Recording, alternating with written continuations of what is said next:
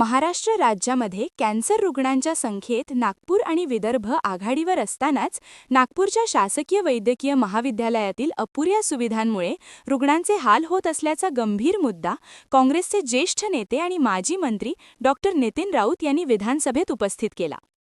येथे उपचारांअभावी मृत्यूजवळ आलेला बरा अशी हतबलता रुग्ण व्यक्त करत असल्याची चटका लावणारी बाब त्यांनी सभागृहाच्या निदर्शनास आणून दिली. नागपूर मेडिकलमध्ये दरमहा सुमारे 300 नवे कॅन्सर रुग्ण येतात. मात्र यंत्रणेच्या मर्यादेमुळे केवळ 100 रुग्णांवरच उपचार शक्य होतात. उर्वरित 200 रुग्णांची खासगी रुग्णालयात जाण्याची आर्थिक क्षमता नसल्याने अनेक रुग्ण पहिल्या दुसऱ्या स्टेजवरून थेट चौथ्या स्टेजवर पोहोचत आहेत, असे सांगत डॉक्टर राऊत यांनी यावेळी सरकारला जाब विचारला. क्रमांक 6 30,690 अध्यक्ष महोदय. अध्यक्ष महोदय छापल्याप्रमाणे. अध्यक्ष महोदय, महाराष्ट्र हा कॅन्सर रोगामध्ये दुसऱ्या क्रमांकावर आहे आणि त्या अनुषंगानं नागपूर आपली उपराजधानी आणि तिथं कर्करोगाचे पेशंट सुद्धा खूप असतात. अध्यक्ष महोदय, एक महिला गडचिरोलीवरून अध्यक्ष महोदय गव्हर्नमेंट मेडिकल कॉलेजमध्ये येते आणि ती म्हणते की या ठिकाणी मोफत लाईट मिळत असल्याने मी या ठिकाणी आलो, पण येथे येण्यासाठी 1000 रुपये खर्च होतात, पण 3 दिवसापासून लाईट मिळाले नाही. आणि तिने असं म्हटलं की इथं येण्याच्या ऐवजी मरण जवळ केलेलं बरं, अशा पद्धतीने ती महिला या ठिकाणी बोलायला लागली. अध्यक्ष महोदय, मंत्र्यांनी उत्तरामध्ये या ठिकाणी सांगितलं की यंत्र सुरू आहे, पण 2015 मध्ये बसवलेला कोबाल्ट 60चं हे यंत्र सोर्स 2020 मध्ये संपला. अध्यक्ष महोदय, गेल्या 6 वर्षापासून 2020 ते 26 रुग्ण एक्सपायर्ड सोर्सवर उपचार घेत आहेत. ही रुग्णांच्या आरोग्याची क्रूर थट्टा नाही का अध्यक्ष महोदय? अध्यक्ष महोदय, आजच्या तारखेला नागपूर मेडिकलमध्ये दरमहा सुमारे 300 नवीन कॅन्सर रुग्ण येतात, परंतु यंत्राची क्षमता महिन्याला केवळ 100 रुग्णाचीच उरली आहे. दरमहा उरणारे 200 रुग्ण खाजगीत जाण्यासाठी सक्षम नाहीत. त्यांच्या मृत्यूला कोण जबाबदार होणार अध्यक्ष महोदय? म्हणून माझा स्पेसिफिक या ठिकाणी काही प्रश्न आहेत अध्यक्ष महोदय, की आता या यंत्रणेवर अवलंबून राहणं काही योग्य राहणार नाही, कारण त्याचा रेडिएशनसाठी लागणारा जो एक्सपोजर टाईम आहे तो या ठिकाणी संपलेला आहे आणि 40 पेक्षा जास्त रुग्ण यांना तातडीने रेडिएशन देण्याची गरज असते, परंतु तारखा मिळत नाही आणि त्यामुळे 60 ते 70% रुग्ण हे उपचार न घेताच परत जातात.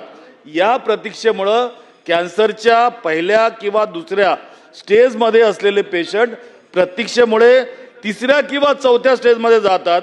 हा अत्यंत गंभीर प्रश्न आहे.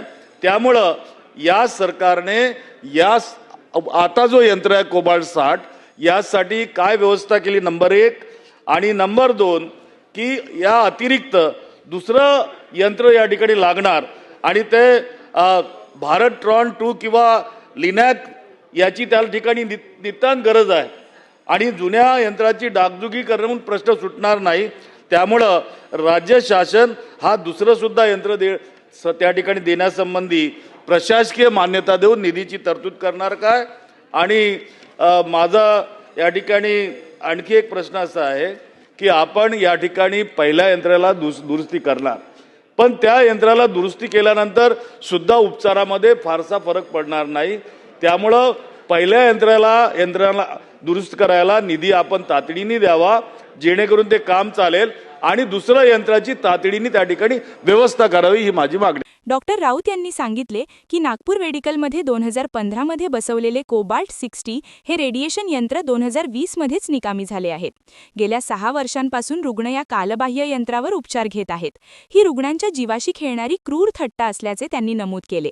नागपूर मेडिकल कॅन्सर विभागातील सुविधांचा बोजावरा उडाल्याबाबत आमदार डॉक्टर नितीन राऊत यांनी उपस्थित केलेल्या लक्षवेधी सूचनेवर बोलताना वैद्यकीय मंत्री हसन मुश्रीफ यांनी सकारात्मक आश्वासन दिले आहे. डॉक्टर राऊत यांनी मांडलेल्या मुद्द्यांची गंभीर दखल घेत मंत्री मुश्रीफ म्हणाले की नागपूर मेडिकलमध्ये येणाऱ्या गरीब कॅन्सर रुग्णांच्या उपचारात कोणतीही अडचण येऊ दिली जाणार नाही. येथील बंद असलेली यंत्रसामग्री दुरुस्त करण्यासाठी आणि नवीन उपकरणे खरेदी करण्यासाठी आवश्यक तो निधी तातडीने उपलब्ध करून दिला जाईल. यावेळी मंत्री मुश्रीफ यांनी सभागृहात स्पष्ट केले की रिक्त असलेल्या डॉक्टरांची आणि तंत्रज्ञांची पदे भरण्यासाठी विशेष मोहीम राबवण्यात येईल. रुग्णांना औषधांचा तुटवडा भासू नये यासाठी अधिष्ठात्यांना आवश्यक अधिकार देण्यात आले असून उपचारांच्या दर्जात तडजोड खपवून घेतली जाणार नाही, असेही त्यांनी यावेळी नमूद केले. माननीय सदस्य नितीन राऊत साहेबांनी नागपूरच्या शासकीय महाविद्यालयातील कर्करुग्णासाठी असलेलं कोबाल्ट मशीन आणि याबद्दलच्या त्यांनी आपली मतं मांडलेली आहेत.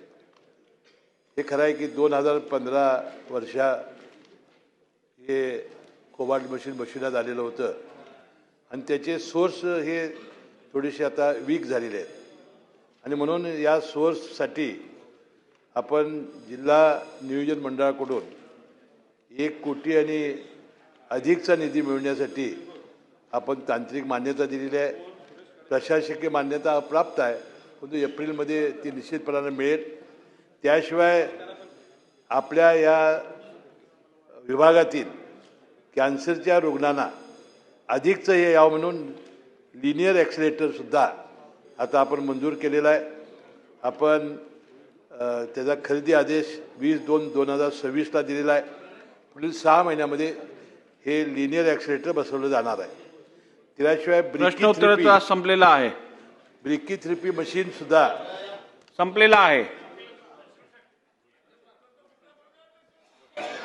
काय ते आता ही प्रथाच लागली आहे का प्रत्येक वेळेला प्रश्नोत्तर तास संपला तरी चालू ठेवायचं? चला संपा, उत्तर संपेस तोपर्यंत वाढवण्यात येतं. कॅन्सरग्रस्त रुग्णांना चांगली आपण उपचाराची व्यवस्था या नागपूरमध्ये करतोय. त्याशिवाय कॅन्सरसाठी दुसरं हॉस्पिटलही आपलं आहे, तिथेही चांगली व्यवस्था आहे. मला वाटतं चांगलं काम या 5-6 महिन्याच्या आत आम्ही करू. कॅमेरामन सचिनसह सनी भोंगाडे, शंखनाद न्यूज, नागपूर. चलिए चलिए चलिए, फैशन की अनोखी दुनिया में चलिए. जी हाँ, वीर एसोसिएशन द्वारा संचालित नागपुर फैशन हब, जहां आप पा सकेंगे ladies wear, men's wear, kids wear, footwear, imitation jewellery, Indo western garment और फैशन की ढेर सारी एसेसरीज, और वो भी बिल्कुल किफायती दामों में. तो फिर तैयार हो जाइए शॉपिंग के नए अनुभव के लिए. नागपुर फैशन हब शुरू हो रहा है 30 मार्च 2026 से. हमारा पता बैद्यनाथ चौक, गणेशपेट बस स्टैंड के सामने, नागपुर. संपर्क करें 9511815554, 9028827464, 7821962966.